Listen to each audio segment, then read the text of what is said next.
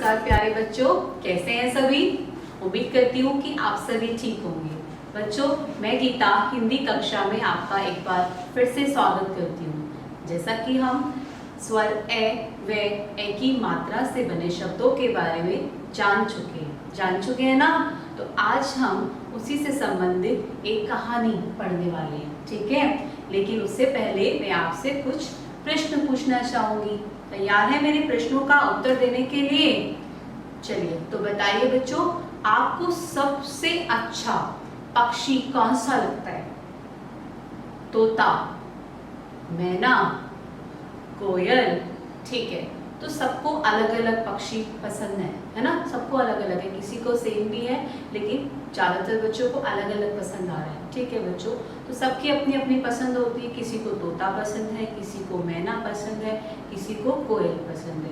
अच्छा ये बताइए कि आपके पसंदीदा पक्षी को क्या आप चाहेंगे कि गलती से भी चोट लग जाए? नहीं चाहेंगे ना कि उसे गलती से भी चोट लग जाए। अच्छा, एक और बात बताइए कि अगर पक्षी को इस बात का आभास हो कि उसे चोट लगने वाली है तो बताइए वो क्या करेगा? बताइए। हाँ जी, वो अपनी जगह से उड़ जाएगा, ठीक है, और उड़ के कहीं और चला जाएगा। तो हमें ऐसा करना ही नहीं है ना कि वो अपनी जगह से उड़ करके चला जाए, वो भी हमारी वजह से, ठीक है। तो पढ़ते हैं हमारी इस कहानी को। इस कहानी में भी कुछ ऐसा ही है और कहानी का क्या नाम है? मैना उड़ गई, ठीक है। तो अब जैसे मैम आपको ये पढ़ के बता रही है, मैम के साथ साथ आपको इस कहानी को दोहराना है, ठीक है बच्चों। तभी आपको पढ़ना भी आएगा और इस कहानी को समझ भी पाएंगे। चलिए पढ़ते हैं तो फिर। वैभव, और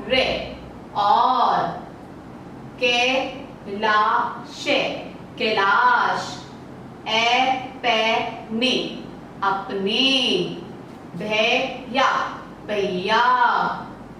के साथ सैर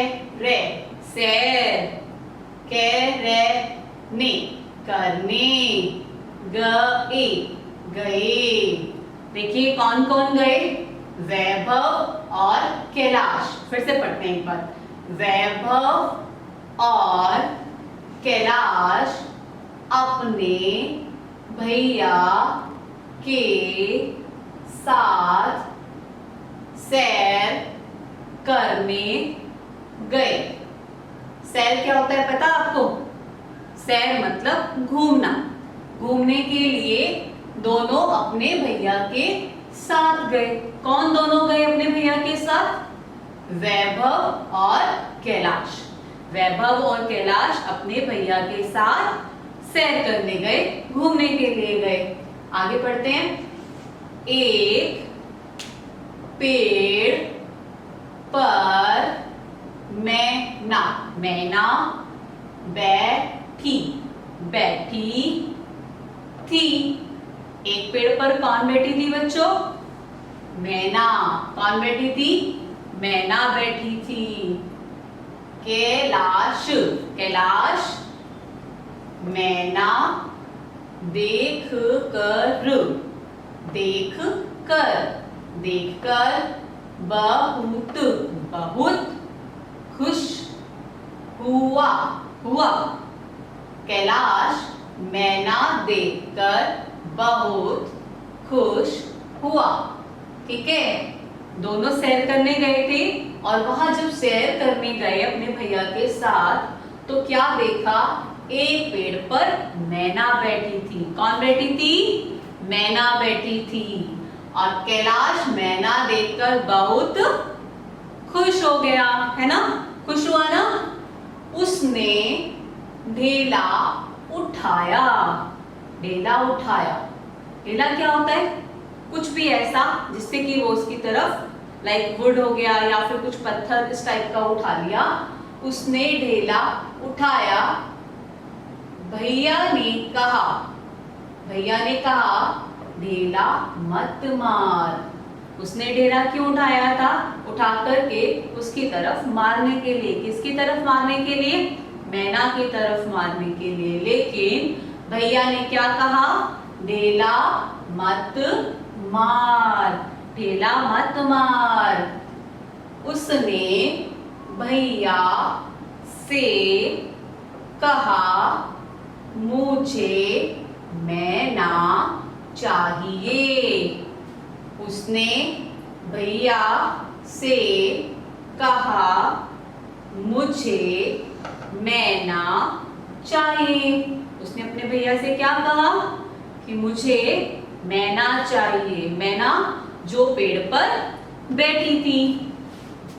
भैया ने कहा कैमरे से मैना की तस्वीर लेकर अपने पास रखना। अब भैया ने क्या कहा? ढेला मत मार। क्या कर? क्या कर? भैया ने कहा कैमरे से मैना की तस्वीर लेकर अपने पास रखना। और भैया ने कहा कि मैना की तस्वीर ले लो, यानी कि फोटो लेकर अपने पास रख लो। भैया ने कैमरा निकाला और तस्वीर ले ली। भैया ने क्या कहा? देखो भैया ने क्या किया?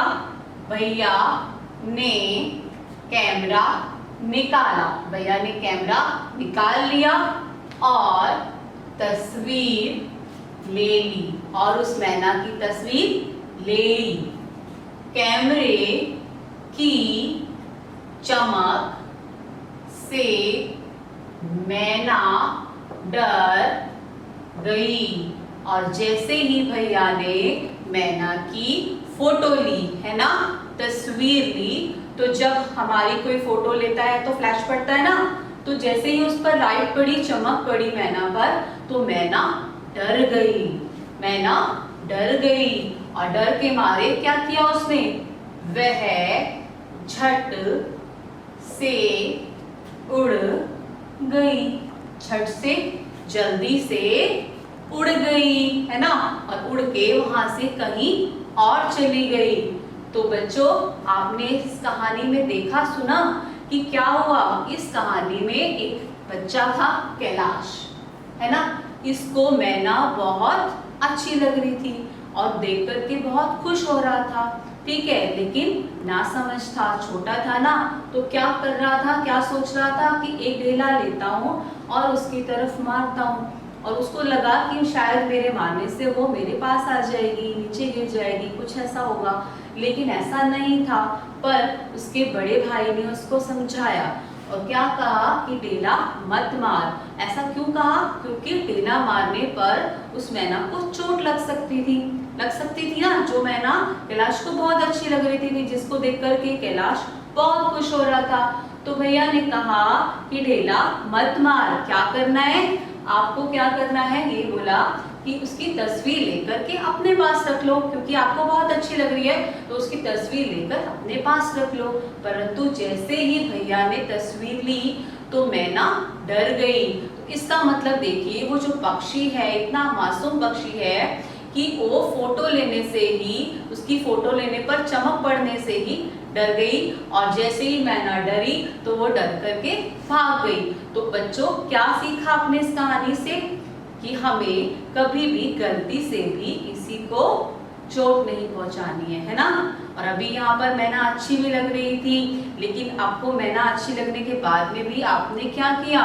उसको चोट पहुंचाने की सोचा, पर इसलिए क्योंकि वो नासमझ था।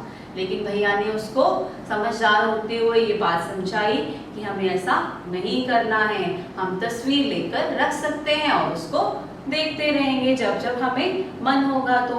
ठीक है बच्चों, तो ये कहानी अच्छी थी या नहीं थी? बताइए, अच्छी लगी आपको? अच्छी लगी तो इस कहानी को अच्छे से पढ़ना है, ठीक है। और जितने भी हमारे यहाँ पर शब्द हैं देखो, है ना, ये वैभव, कैलाश, भैया, ऐश्वर्य वाले है ना, एक ही मात्रा वाले शब्द हैं जितने भी, वैभव, कैलाश, भैया, सैर, और देखिए मैना, कैलाश, फिर से मैना आ गया, है ना, फिर से भैया आ गया। तो ये जितने भी शब्द हैं हमारे, देखिए और भी हैं, कैमरे, भैया, कैमरा, कैमरे, मैना, ठीक है। तो ये जितने भी हमारे यहाँ पर ऐश्वर्य वाले, एक ही मात्रा वाले जितने भी शब्द हैं, इन शब्दों को आपको क्या करना है, लिख करके प्रैक्टिस करनी है, ठीक है। लिख कर देखना है, तभी आपको इसको पढ़ना और अच्छे से आएगा। और अब यही कहूंगी बच्चों कि इस जो भी हमने आज पाठ पढ़ा है, इसको आपको अपनी मम्मा को पढ़ के सुनाना है। कुछ समझ ना आने पर अपनी मैम से जरूर पूछना है। अब तक मेरे साथ जुड़े रहने के